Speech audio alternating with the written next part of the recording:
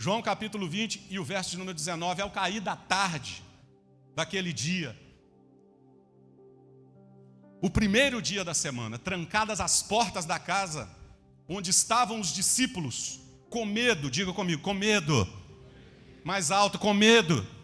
Presta atenção, trancadas as portas da casa onde estavam os discípulos, com medo dos judeus, veio Jesus. As portas estavam trancadas, mas olha o que Jesus fez. Veio Jesus e pôs-se no meio deles e disse-lhes: paz seja convosco. E dizendo isso, mostrou-lhes as mãos e o lado. Alegraram-se, portanto, os discípulos ao verem o Senhor. Disse-lhe, pois, Jesus outra vez: paz seja convosco. Assim como o Pai me enviou, eu também vos envio. E havendo dito isto, soprou sobre eles e disse-lhes: recebei o Espírito Santo. Você pode dizer amém? O tema da minha palavra hoje é: viver com medo ou viver a promessa? Qual é a sua escolha? Esse é o tema de uma palavra que Deus colocou no meu coração quando eu estava meditando, falando: Senhor, o que eu vou ministrar? Qual é a palavra que o Senhor quer que eu ministre? No domingo de manhã, orando e pedindo, e veio essa palavra no meu coração de João capítulo 20, que você sabe, eu só estou vou contextualizar você aqui. Isso aqui é Jesus pós-ressurreição, ou seja, isso aqui é depois do domingo de manhã. Jesus já estava ressuscitado, já havia ressuscitado dos mortos, morto na sexta-feira, sábado de silêncio, domingo de ressurreição.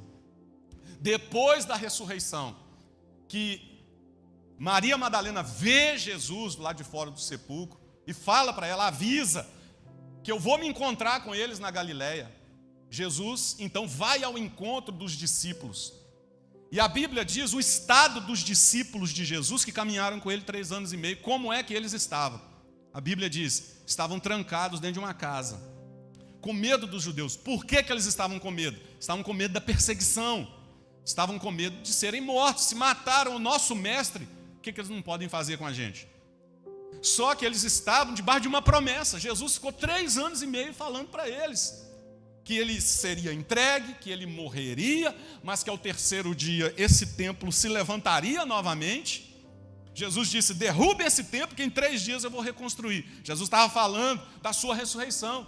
Então Jesus passou 3 anos e meio com os discípulos falando sobre essa obra de redenção que ele iria realizar através da sua morte e através da sua ressurreição. Eles tinham uma promessa, só que no momento em que essa promessa está se cumprindo diante dos olhos deles, Jesus já estava ressuscitado. A Bíblia diz que eles, com medo, estavam dentro de casa, trancados, com medo dos judeus. E isso me trouxe esse pensamento: como é que nós vamos escolher viver a nossa vida? Vamos viver com medo ou nós vamos viver as promessas que Deus tem para a nossa vida? Então eu queria começar minha palavra dizendo algo aqui para você. Deus tem uma promessa para você aqui nessa nação. 8 pessoas têm promessa, vou repetir. Deus tem uma promessa para você e para a sua família aqui nessa terra. Como é que você vai escolher viver essa promessa? Você vai viver a promessa ou você vai viver com medo de tudo? Ou você vive com medo ou você vive a promessa? Deus me trouxe aqui para liberar uma palavra para alguém. Quem sabe você está aqui como os discípulos. Os discípulos estavam como? Esse medo deles, ele também pode ser desenhado como uma frustração, um projeto que não deu certo. Nós aguardávamos o Cristo e agora o Cristo morreu. Uma coisa que você colocou a sua esperança e não deu certo da maneira que você achou que daria. Isso você pode traduzir para a sua vida. Isso você pode traduzir para a sua estadia aqui nos Estados Unidos. Isso você pode traduzir por um projeto que você desenhou e você não viu se concretizar, deu errado, a empresa não deu certo, um relacionamento não deu certo, um investimento que você fez que não deu certo, que te frustrou, e agora você está como os discípulos, está com medo. Eu vim dizer aqui para você, querido, que o medo hoje vai ter que dar lugar para a ousadia, e que nós não vamos viver com medo, nós vamos viver a promessa. Eu não vim pregar para gente que não tem promessa, eu estou pregando para gente que tem promessa. E se você tem promessa, levante uma de suas mãos e dá um brado de glória a Deus aqui dentro dessa casa, em nome de Jesus. Abençoa pelo menos 2 pessoas que estão perto de você e fala para a pessoa assim: ó, você tem promessa, vizinho. Diga aí para alguém. Você está com medo de quê se você tem promessa? Você está com medo de quem? Se você é escolhido por Deus. Você está com medo do quê? Se Deus tem uma promessa sobre a sua vida. Não se esqueça da promessa. Eles não sabiam, os discípulos não sabiam o que aconteceria no outro dia. Estavam desesperados. Quem sabe tem alguém aqui assim: pastor, eu estou sem norte. Está chegando o final do ano de 2025 e eu estou meio assim desnorteado. Não sei o que vai ser da minha vida. Não sei se eu vou, não sei se eu fico. Não sei se eu compro, não sei se eu vendo. E você está com medo. E você está entrando quase em desespero. Está com o coração dividido. A dúvida está tomando conta do seu coração. Deus trouxe você aqui nessa manhã para dizer que tem um Jesus ainda. Tem um Jesus ainda que vai nos encontrar no lugar do nosso medo. Jesus foi na casa onde eles estavam. Deixa eu dizer uma coisa para você. Jesus veio aqui nessa casa onde nós estamos. Ele não se esqueceu daqueles que têm a promessa, aqueles para quem Ele fez a promessa, Ele não se esqueceu. Nós não servimos a um Deus que nos abandona só porque estamos com medo. Ao contrário, Ele vai na casa onde estamos. E ainda que as portas estejam trancadas, e aqui as portas não estão trancadas, as portas estão abertas para Ele. Ainda que as portas estejam trancadas, porta trancada não para o Jesus que nós servimos. Eu quero, tem alguém que pode, nessa manhã, levantar uma das mãos aí? Ou tem alguém que pode celebrar esse Deus? O Deus que entende a nossa fragilidade emocional. O Deus que entende que a gente passa por isso mesmo. Que entende que nós somos pó, que entende que nós somos terra, que entende que nós somos quedantes. E mesmo assim Ele foi ao encontro dos discípulos. Jesus não disse assim: esses medrosos, por que eles são tão medrosos? Eu vou largar para lá. Não, Jesus não disse isso. Jesus foi ao encontro dele. Eu quero dizer para você que está caminhando com Jesus, Ele não desiste de você. Eu quero dizer para alguém aqui que Jesus não desistiu de nós não, irmãos. Tem uma promessa sobre a minha vida. E tem alguém aqui recebendo essa palavra em nome? Eu quero que esse negócio, eu quero que você faça um download dessa verdade. Eu tenho uma promessa. Eu tenho uma promessa. Vou falar isso até você entender. Eu tenho uma promessa. Você pode colocar a sua mão e falar: eu tenho uma promessa. Eu não preciso ter medo. Quem tem promessa tem que vencer o medo, em nome de Jesus. Ou tem alguém que pode dizer glória a Deus? Agora escute, o que Jesus fez? O que é que Jesus fez? Tá? E eu compartilho isso muito rapidamente com você. Uma palavra que Deus colocou no meu coração. O que é que Jesus fez para eliminar o medo na vida dos discípulos? E é o que Ele quer fazer conosco aqui nessa manhã. O que Jesus fez? Verso de número 19 está a primeira chave. O que Jesus fez? Se puder me ajudar, por favor. O verso 19 está aqui, ó. E olha o finalzinho, a última parte. Chegou Jesus e pôs-se no meio deles. Antes de qualquer coisa, vocês estão com medo? Primeira coisa que Jesus faz: a minha presença no meio de vocês. Então, a primeira chave que Deus quer nos entregar para que possamos vencer o medo, não é buscar mais recursos, é buscar mais presença. Não é buscar uma outra saída, não é buscar mais saídas, é buscar a presença. Jesus está nos ensinando que mais importante do que tudo nesse mundo, se você quer vencer o medo, tenha a presença de Deus na sua vida, tenha a presença de Deus na sua casa, tenha a presença de Deus lá no seu ambiente de trabalho, porque a presença de Deus manda o medo embora. Olha o que Davi disse no Salmo de número 23, que é um salmo que todo mundo sabe, de cor e salteado. O versículo de número 4, olha o que Davi disse: ainda que eu andasse pelo vale da sombra da morte, eu não temerei mal algum. Por quê? Porque tu estás comigo. Ele não disse: ainda que eu ande pelo vale da sombra da morte, eu não vou temer, porque o meu exército vai estar comigo. Davi tinha um grupo de valentes, conhecidos como valentes de Davi. A Bíblia diz assim: um homem valia por 100, 10 valia por 1000. Significa que numa batalha, um desses valentes de Davi, um deles se responsabilizava em matar 100 homens do exército inimigo. 10 desses homens eliminavam um exército inimigo de 1000. Só que olha o que Davi disse: quando eu estou andando pelo vale da sombra da morte, não é o que os meus valentes podem fazer por mim, não é o que a minha coroa pode fazer por mim, não é o que o meu palácio pode fazer por mim, não é o que a minha posição pode fazer por mim, é a presença de Deus que elimina todo medo. Ou tem alguém comigo aqui nessa? Eu estou pregando para uma igreja aqui que aprende a valorizar a presença dEle. E eu tenho uma boa notícia aqui nessa manhã: Ele está presente aqui nessa igreja. E eu tenho uma boa notícia para dizer para você: Ele está presente aqui, querido. Vamos buscar a presença. Eu já disse isso aqui mais de uma vez e vou dizer tantas outras. O mais importante que nós temos aqui nessa igreja não é a estrutura, que é boa, é maravilhosa. Um painel de LED maravilhoso, instrumentos maravilhosos com músicos, cadeira tão confortável que tem gente que dorme, carpete, um café delicioso, né? Gente que sorri, gente que ama, gente que abraça. Eu quero dizer que tudo é maravilhoso aqui, mas eu quero dizer para você: nada disso supera a presença dEle. Porque se a gente vier aqui e se reunir, por qualquer outro lugar pode ter reunião de gente, qualquer outro espaço pode se reunir pessoas. O que faz esse ambiente diferente não é o que nós temos, é a presença dEle no nosso meio. E eu tenho uma boa notícia para te dar: leve a presença de Jesus e o medo vai ter que ir embora. Deixa eu dizer uma coisa para você: Jesus não prometeu ausência de lutas, Ele prometeu certeza de presença.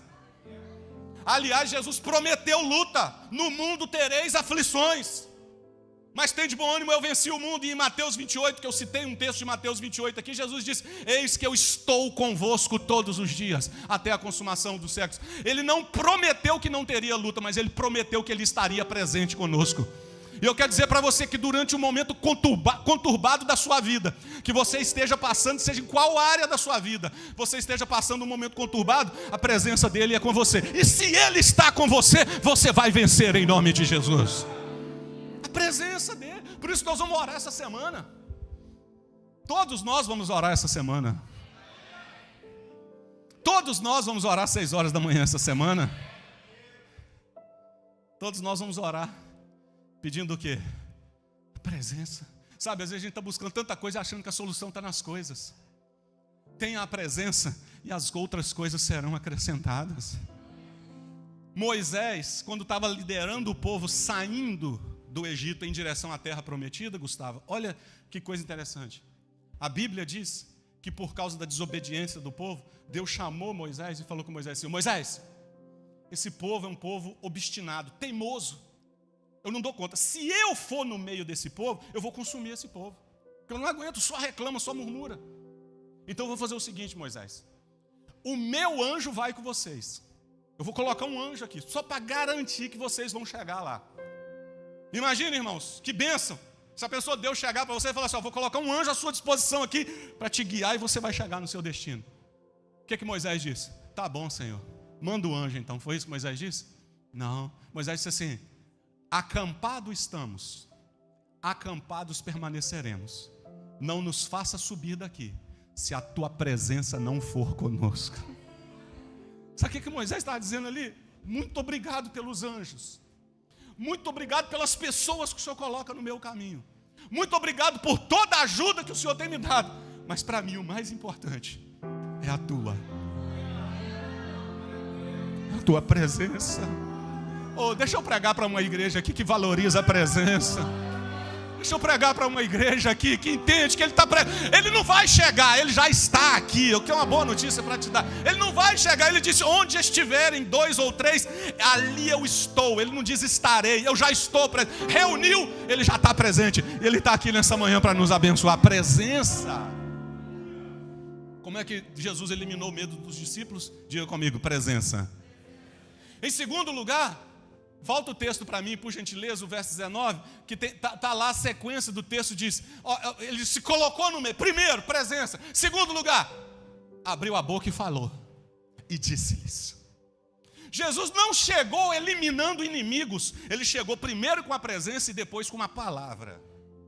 Primeiro Ele chegou, se manifestou. Segundo lugar, Ele falou. Então está aqui, como é que Jesus elimina o medo na nossa vida? E como eliminou o medo dos discípulos? Falando, diga comigo, falando. Diga mais forte, falando. Ou seja, ele liberou uma palavra sobre os discípulos. Uma palavra de Jesus pode mudar tudo. Então ele elimina o medo da nossa vida. Primeiro, com a presença. Segundo, falando. É por isso que você está no culto. Eu não sei se tem mais alguém aqui que pode testificar do que eu vou falar aqui agora. Mas como eu, porque isso acontece comigo invariavelmente. Quem aqui já chegou no culto, você chegou assim, para baixo, desanimado, e você falou, meu Deus, não sei o que eu vou fazer da minha vida. E depois do culto, uma palavra que você ouviu, levantou o seu espírito. E aquele que entrou de cabeça baixa, sai de cabeça. Já aconteceu isso comigo. Com mais alguém aqui acontece isso também, de vez em quando. Você entra, você fala assim, não tem jeito, esse negócio não vai dar certo, vai acabar. Mas quando você sai, sua esperança está renovada. O que aconteceu? Uma palavra que você ouviu que te levantou. É por isso que você não pode, diga para o teu vizinho, é por isso que você não pode faltar culto, vizinho, diga aí para alguém. É por isso que você não pode faltar culto, sabe por quê? Porque aqui Deus libera uma palavra que te levanta. Aqui ele libera uma palavra que manda o medo embora. Aqui ele libera uma palavra que levanta o nosso espírito, que nos enche de fé. A fé vem pelo ouvir, e o ouvir pela palavra de Deus. Quando nós ouvimos a palavra, a nossa fé é ativada. Por isso que tudo que o diabo quer é nos tirar do ambiente onde existe a pregação da palavra de Deus. Ele quer nos tirar desse ambiente. Por quê? Porque nós ficamos fragilizados. Nós ficamos desprotegidos. A palavra de Deus nos anima, a palavra de Deus nos levanta, a palavra de Deus nos coloca de pé, a palavra de Deus manda o medo embora, a palavra de Deus abençoa a nossa casa, a palavra de Deus abençoa a nossa família, a palavra de Deus abençoa o nosso trabalho, a palavra de Deus abençoa a nossa semana, a palavra de Deus expulsa os demônios, a palavra de Deus manda a enfermidade embora, a palavra de Deus manda a depressão embora, a palavra de Deus, a palavra de Deus, a palavra! Sabe o que nós precisamos aqui nessa manhã? Uma palavra. Sabe o que nós precisamos aqui? Uma palavra. Primeira coisa, a presença. Depois Jesus liberou uma palavra. E deixa eu encerrar esse ponto aqui fazendo uma pergunta. Qual voz que você está escolhendo ouvir na sua vida? Quem que você está ouvindo? A voz de quem manda o medo embora? Ou você está ouvindo a voz que produz medo? Eu estava conversando com um obreiro aqui antes do culto. Antes do culto eu estava conversando com um obreiro aqui. E o obreiro falando comigo, pastor, o que me mandam de mensagem querendo me colocar em grupo para saber onde os homens estão. Entende o mistério ou não que eu estou falando aqui? Tem hora que eu falo em mistério, tá? Aonde os homens estão, para saber onde os homens estão, querem me colocar nos grupos. Eu disse, quero nada, quero nem saber. Eu não quero ouvir vozes que produzem medo. Quero ouvir vozes que produzem esperança. Por que não te oferece para colocar num grupo de oração? Por que não te oferece para orar às 6 horas da manhã? Se te mandarem, entra nesse link aqui que você vai ouvir um negócio tremendo. Porque mais importante do que saber onde os homens estão, é saber onde o Senhor está. Onde a palavra dele está sendo liberada. A palavra dele, meu irmão, vai mandar a enfermidade embora. A palavra dele vai liberar uma palavra de proteção sobre nós. A palavra, a quem você tem ouvido. Primeiro, presença, diga comigo, presença. Segundo, palavra, diga, palavra. Terceiro lugar, como é que Jesus elimina o medo? Verso de número 20, por favor, Sofia, me ajuda. Verso de número 20. E dizendo isso, então ele falou, dizendo isso, qual foi a terceira coisa que ele fez? Mostrou-lhes as mãos e o lado. Chegou, estou aqui. Segundo, liberou uma palavra. Terceiro, dá uma olhada aqui. Dá uma olhada aqui na minha mão. Está vendo aqui? Levantou o lado aqui assim, onde ele tinha sido furado, né? Do lado do coração, aqui assim. Estava uma marca. Ele disse, dá uma olhada aqui. O que Jesus fez? Chegou, presença. Falou, palavra. Terceiro, mostrou, evidência. Deixa eu dizer uma coisa para você. Primeiro não é a evidência. Primeiro é a presença e a palavra. Primeiro a gente valoriza o que tem valor de verdade mesmo. A presença, a palavra, aquilo que ele está falando. Depois, o que ele vai fazer? Aí ele vai dar as evidências. O problema é que a gente quer fazer o caminho contrário. A gente quer ver para depois valorizar a presença.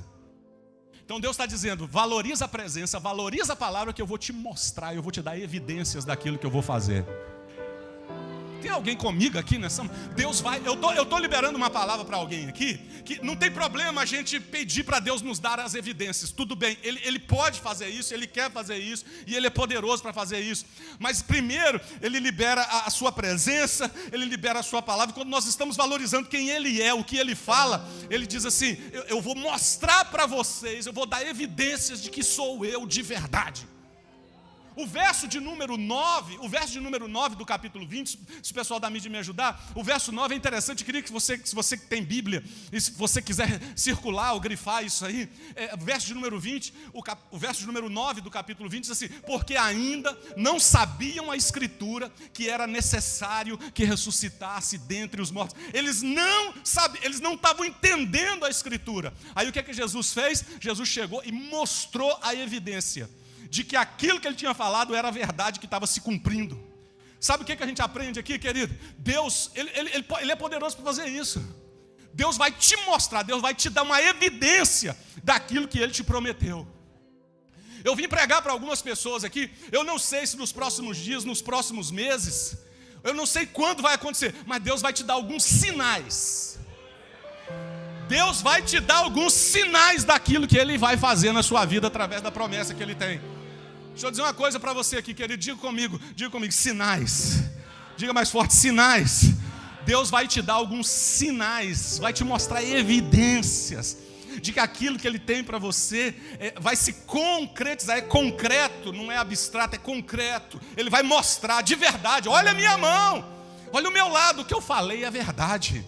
Não vai cair nenhuma palavra do que Ele falou por terra na sua vida. Cuidado, amados. O que Jesus estava dizendo ali era o seguinte: tomem cuidado para a frustração de vocês não ficar baseado numa mentira. Qual era a mentira do diabo? A mentira dos inimigos. A mentira era o seguinte: Ele morreu e não ressuscitou. E isso era uma mentira.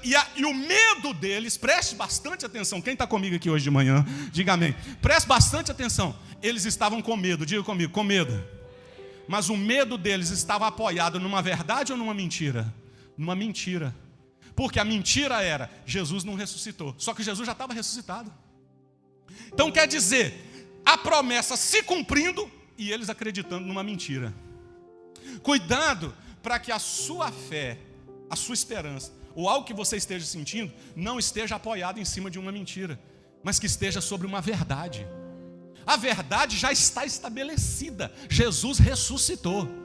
E eles com medo do lado de cá. Então como é que Jesus quebra o medo?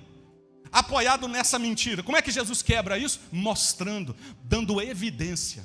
Então escute o que eu estou dizendo. Deus vai revelar para você, Deus vai dar um sinal para você, de que aquilo que Ele tem para você é de verdade mesmo. Diga para alguém que está do seu lado assim, você vai ver o negócio acontecer. Diga aí para alguém. Você vai pegar, você vai encostar, você vai ver, vai estar diante dos seus olhos e você vai poder perceber o que Deus tem para a sua vida. Os irmãos se lembram da história de José, o José do Egito, de Gênesis 37. Os irmãos se lembram da história dele ou não? Sabe como é que os irmãos de José anunciaram a morte de José para o seu pai Jacó? Tem alguém que se lembra? Sabe o que eles fizeram? Pegaram a roupa de José, presta atenção, tiraram a roupa de José, mataram um animal, presta atenção, mataram um animal, pegaram o sangue do animal, passaram na roupa de José, passaram aquele sangue, pegaram aquele vestido de José e levaram para o pai dele, para Jacó, e falou assim, uma besta fera atacou o nosso irmão, seu filho José, está aqui a prova de que ele foi atacado. A Bíblia diz que que Jacó chorou, porque o filho dele tinha morrido. Pergunta, José estava morto ou estava vivo? Estava morto ou estava vivo? Então quer dizer que o choro de Jacó estava apoiado em cima de quê? De uma verdade ou de uma mentira? De uma mentira. Muito cuidado para você não estar lamentando, sofrendo com coisas que não é verdade. Toma muito cuidado, porque existe uma verdade. O que você está acreditando? Na evidência que Deus vai te dar ou na mentira que está sendo plantada? Tem uma mentira sendo plantada. E tem gente que está escolhendo acreditar nas vestes sujas com sangue. Então você imagina, José, O cálculo que os teólogos fazem é: José foi preso com 17 anos, quando ele foi vendido na fila dos escravos. Até ele sair da prisão e se tornar governador, passaram-se pelo menos 13 anos. Então ele ascendeu ao trono como governador com 30 anos de idade. Dos 17 aos 30, o pai dele pensou que ele estava morto. E eu pergunto, estava morto ou estava vivo? Então ele passou 13 anos acreditando numa mentira. Diga para alguém que está do seu lado: para de acreditar nisso. Diga aí para alguém. Eu não sei para que vai servir, mas diga para alguém: o José está vivo. Diga aí para alguém. Ele não está morto, não. Vamos melhorar? Jesus está vivo, ele não está morto, não.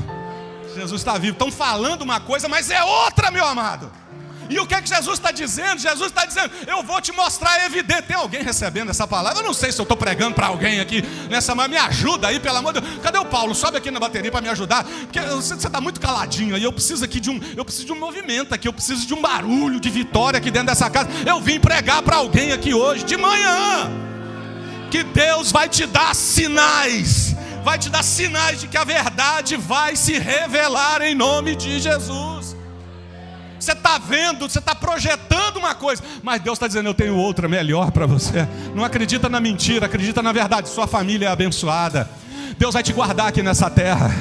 Deus vai te abençoar. Deus vai realizar os seus sonhos aqui em nome de... Oh, Deus, isso, me ajuda aí, por favor. Deus vai realizar os seus sonhos aqui nessa terra. Não acredita nas mentiras do diabo, acredita na verdade de Jesus. Ele está te mostrando: eu vou fazer se cumprir na tua vida todas as promessas que eu tenho para você. Me ajuda aí, faz um barulho aí, porque o inferno vai tremer.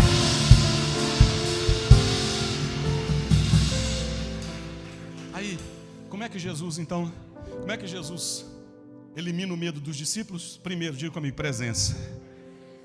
Segundo, ele elimina com a palavra, diga a palavra. Terceiro, diga com evidências. Mas essas evidências não é aquela música. Evidências não. Evidências. Em quarto lugar, tem gente aí já puxando a música. Para. Não perca sua fé agora. Guarda o seu coração, o Senhor vai te livrar de todo o mal. Como é que Jesus faz? Aí, volta o texto para mim. Volta o verso 19 para mim, Sofia, por favor. Olha aqui, ó. Eu estou encerrando já. Pôs-se no meio deles, presença. Disse-lhes palavra. E o que ele fala? Paz seja convosco. Sabe como é que ele elimina o medo? Não é destruindo os inimigos. Porque não adianta nada seu problema ser resolvido do lado de fora e não ser resolvido lá de dentro. Deus primeiro quer tratar é dentro de você. Você é mais importante do que as coisas que você quer conquistar. Jesus entrou dentro da casa e falou: paz seja convosco. Jesus não falou: teus inimigos lá fora já caíram, estão mortos. Jesus não falou: quem estava te perseguindo não está. Não, Jesus chegou e falou assim: calma aí, eu estou aqui, estou falando, estou mostrando, e agora vocês vão receber o que o mundo não pode dar. Eu vou dar uma paz para vocês. É por isso que tem gente que não entende como é que você está tão bem como você está diante de toda essa perseguição. Tem gente que conversa com você que parece que você é cidadão americano há 40 anos. Porque você está tão calmo. Deus está no controle, querido. Você sabe o nome disso? O nome disso é isso aqui que Jesus deu: paz seja convosco. Sabe, irmão, isso aqui é uma coisa. Eu não sei se eu estou pregando para algum crente que entende o que eu estou falando. Isso é coisa para crente, irmão. Mas a luta está comendo solto, a prova está batendo na porta, é enfermidade, é questão com família. O crente está tranquilo. Você olha e fala assim: não, esse irmão deve ter algum problema de cabeça. Porque se fosse eu, já estaria descabelando, arrancando, comendo as unhas. E aí você está calmo, está pleno. Sabe o nome disso? A paz de Jesus no coração. Eu quero, em nome de Jesus, repreender o desespero. Eu quero, em nome de Jesus, repreender a angústia, o coração dividido. Eu não sei o que eu faço, eu estou perdido. Não, receba uma paz hoje aqui nessa manhã. Mas não é a paz que eu estou te dando, é a paz que Jesus está te dando.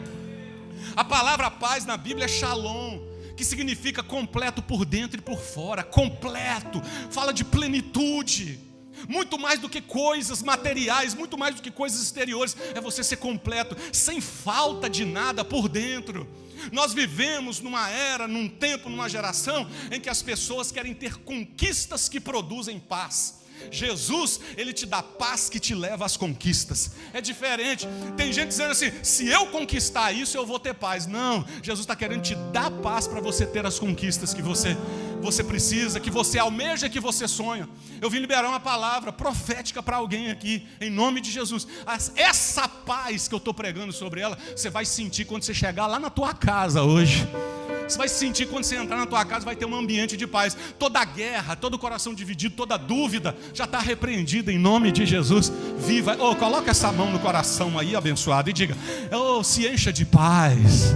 Se encha de paz, coloca a mão no coração e diga: eu tenho paz na minha vida, eu rejeito todo o mal, eu rejeito toda angústia, eu rejeito toda aflição. Meu Deus do céu, é uma aflição, é uma perturbação, mas Deus está dizendo: eu estou te dando paz nesta manhã. Eu tenho alguém que recebe isso em nome de Jesus? Faz um barulho de vitória aqui, em nome de Jesus.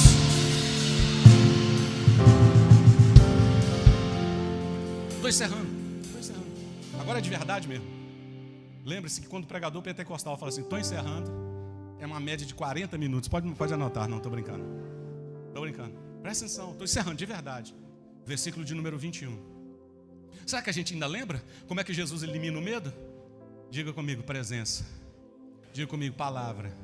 Diga comigo: evidências. Diga comigo: paz. Agora olha o verso 21. Disse-lhe Jesus outra vez: paz seja convosco. Olha a última parte: assim como o Pai me enviou, eu também vos envio. Presença, palavra, evidências, paz, propósito. Olha o que Jesus está dizendo: como o Pai me enviou, eu estou enviando vocês também. Sabe o que Jesus está revelando? Um propósito de vida para eles. Eu pergunto, os irmãos me respondem: era isso que eles estavam pensando antes de Jesus chegar, com medo, trancado? Não. Fala de propósito para quem está com medo. Não. Olha o que Jesus faz: eu vou despertar dentro de vocês o propósito de vida de vocês. Quando o medo sai, o propósito fica claro. Quando o medo sai, o propósito fica claro. Sabe por que tem muita gente batendo cabeça? Não entenderam o seu propósito. O que você precisa colocar na sua cabeça? Que Deus te trouxe para cá porque Ele tem um propósito para a sua vida aqui. Deus tem eu não sei se eu posso pregar sobre isso aqui. Eu sei que é redundante, mas fala para quem está perto de você. Fala assim: Deus está mandando eu te falar. Pode falar. Fala: Deus está mandando eu te falar. Ele tem um propósito para a sua vida aqui nessa terra.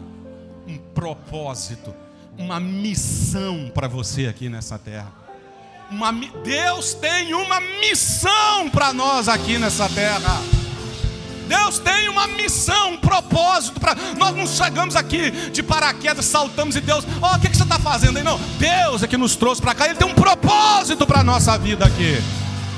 Presta atenção, amada Devec Bossa, presta atenção. Qual é esse propósito? Esse propósito envolve você. Esse propósito envolve sua família. Tem gente que Deus trouxe para cá para salvar a sua casa. Às vezes a gente pensa assim: essa missão é aquele ir de pregar o evangelho para toda criatura. Não, calma aí. Propósito significa tudo aquilo que Deus tem para você, que envolve você, sua família, sua vida. Tem gente que Deus trouxe para cá, que Ele pode ter te tirado de um ambiente nocivo, para que os seus filhos sejam salvos aqui nessa terra, para que eles, quem sabe, alcancem uma profissão, um lugar. É um propósito. Quem sabe Deus trouxe você para cá para salvar o seu casamento.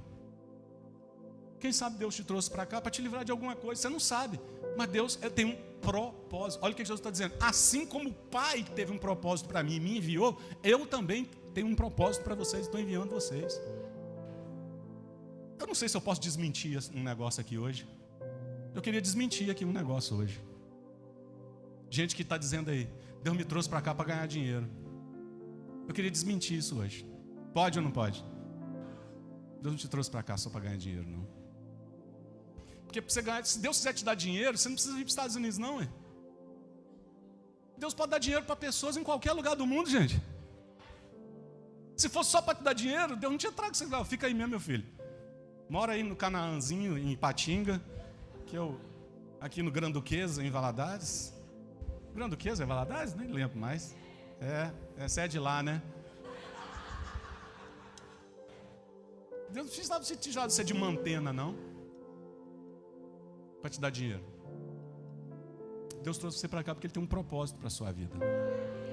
Você achou que era dinheiro, mas Deus tem um propósito. Quem casou aqui nessa terra? Levante a mão. Quem casou aqui? Aí. Tá vendo? Só isso aí já é um propósito. E não reclama, não. Não reclama. É um propósito. Quem aqui teve filhos que nasceram aqui? Um propósito de Deus para a sua vida. Deus tem um propósito. Irmãos, precisamos mudar a nossa mentalidade. Mudar a questão nossa aqui é uma mudança de mentalidade. Olha aqui, ó. Olha como os discípulos estavam quando Jesus chegou. Quem se lembra? Estavam com medo. É assim que Jesus nos encontra muitas vezes. Aí Ele chega para esse bando de gente medrosa e fala: eu tenho um propósito para vocês. Assim como o Pai me enviou, eu estou enviando vocês também. Eu queria que você saísse com essa palavra no seu coração. Deus tem um propósito para você. Você é solteiro? Deus tem um propósito para você aqui. Você vai casar aqui nessa terra. Os solteiros vão se casar e vão ter filhos. Os nossos filhos serão abençoados. Eu tenho visto muita gente na nossa igreja mudando a mentalidade com respeito aos filhos, porque eu estou pregando direto sobre isso. E quando eu converso separadamente com pais, eu percebo essa mudança de mentalidade. Pais que estão falando comigo: pastor, nossos filhos vão mais longe do que nós mesmos. Nossos filhos vão ser grandes aqui nessa terra. Deus vai abençoar os nossos filhos, filhos tementes ao Senhor, que vão mais longe do que nós. Eu estava conversando com um membro da nossa igreja esses dias, eu estava falando, eu fico tão feliz em ver como Deus está levando não só as minhas filhas, mas filhos de outros aqui, levando a patamares maiores, que não precisaram passar por aquilo que nós passamos, como de repente nós chegamos aqui. Os apertos, as dificuldades, a falta de saber falar inglês. Hoje em dia, nós estamos vendo, os nossos filhos estão crescendo. Olha para o teu filho e veja ele mais longe do que você. Eu estou pregando aqui para a nova geração. Vocês vão voar alto demais. Onde nós não chegamos, vocês vão chegar, em nome de Jesus. Eu estou profetizando para os nossos filhos que estão lá dentro daquela salinha lá, ó, estão lá. Eles não estão aqui, eles estão lá. Mas a palavra vai chegar lá, a palavra profética, eles vão longe. Não vão conhecer o mundo das drogas, não vão conhecer os vícios, não vão conhecer a prostituição, não vão ser homossexuais, vão ser homens e mulheres de Deus. Eu estou liberando a palavra, propósito, missão. Oh, me ajuda aí, Abebec, me ajuda. Oh, levanta a sua voz, faz um barulho de vitória aqui dentro.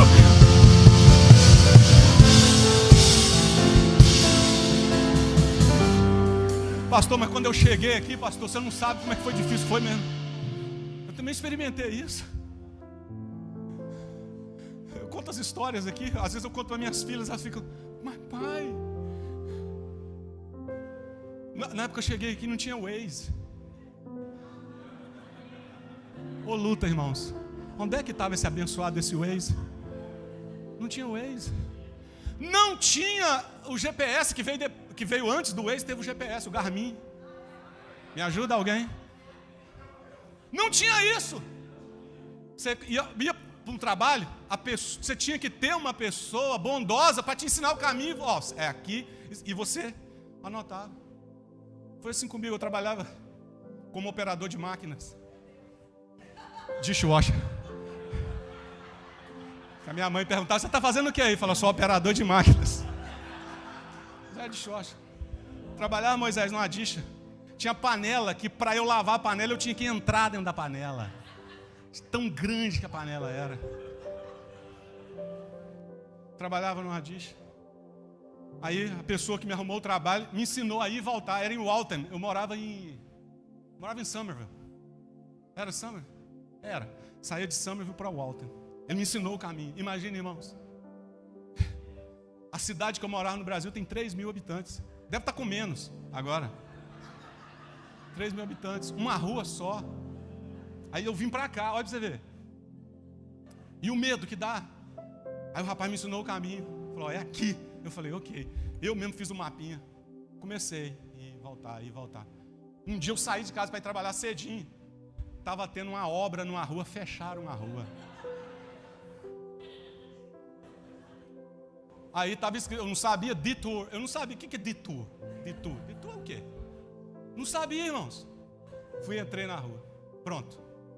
Meu mapa acabou. Eu vou só te contar o final da história.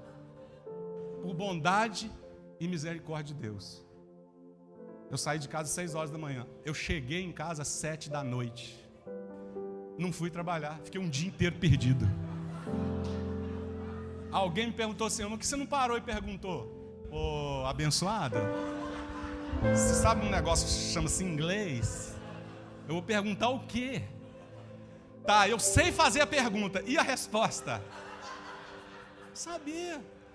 Eu fui parado com um colega de trabalho, com ele dirigindo. Ele tinha um Civiczinho pequenininho. Aí nós fomos parados pela polícia. Nós dois da roça, que não sabia fazer nada, não sabia falar nada. O policial chegou, abaixo o vidro e começou.